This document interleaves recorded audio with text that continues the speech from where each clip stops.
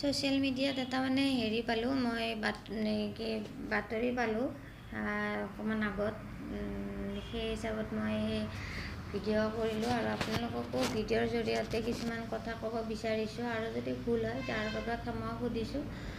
আৰু প্ৰথমতে হৈছে হিৰণময় বোলা ল'ৰাজনক সিহঁতে ধনবয় আৰু এই তিনিজন নৰপিশাচ কেইটাই একেবাৰে মাৰি পেলালে আৰু ছোৱালীজনীকো ধৰ্ষণ কৰিলে।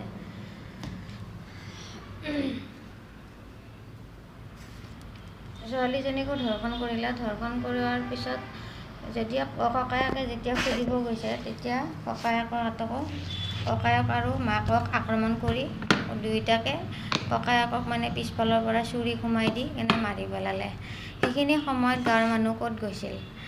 এক নম্বৰ কথা, গাঁৱৰ মানুহ ক'ত গৈছিল? এই নৰপিশাচকেইটাই যে একবাৰ জেলত সোমাই পেলাই 3 মাহ জেল খাটি আহি ইমান ৰমৰমি দপদপাই ঘূৰি ফুৰিছে, আমাৰ আইন প্ৰশাসন ক'ত গৈছে?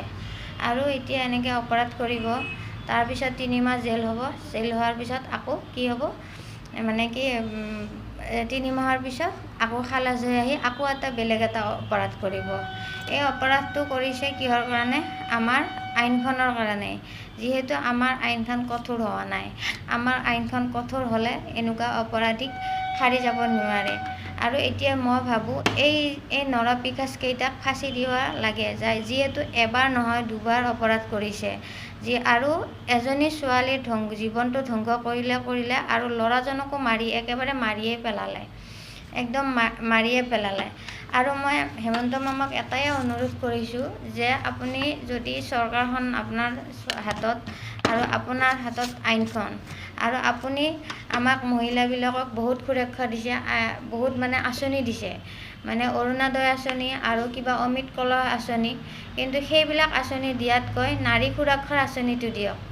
তেতিয়া ধৰ্ষণ, হত্যা এইবিলাক সকলোবোৰ নোহোৱা হৈ যাব। আৰু অপৰাধীক লগে লগে যদি ফাঁচি দিয়ে, ধৰ্ষণকাৰীক যদি লগে লগে ফাঁচি দিয়া হয়, তেতিয়াহ'লে কোনো ধৰণৰ অপৰাধ নহ'ব।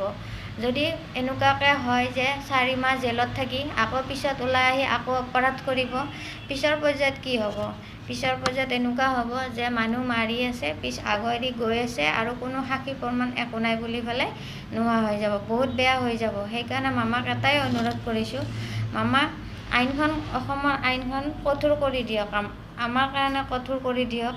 আৰু নহ'লে আমি কঠোৰ হ'ব লাগিব। আমি জনতা যদি কঠোৰ নহওঁ, তেতিয়াহ'লে আইনখন কোনো ধৰণৰ কঠোৰ নহয়। আৰু এই ধনবৰ বোলা ল'ৰা আৰু এই 3জন অপৰাধী, এই নৰপিশাচকেইটাৰ কি আকৌ পইচা দিব, তাৰপিছত পুলিচৰ পকেট গৰম হ'ব, তাৰপিছত উকিলৰ পকেট গৰম হ'ব, তাৰপিছত ক'ব কোনো চবুত নাই, কোনো প্ৰমাণ নাই বুলি কৈ পেলাই 3 মাহৰ পিছত ওলাই আহি আকৌ এটা অপৰাধ কৰিব। মই ভাবোঁ এই নৰপিশাচকেইটাক ফাঁচি দিব লাগে।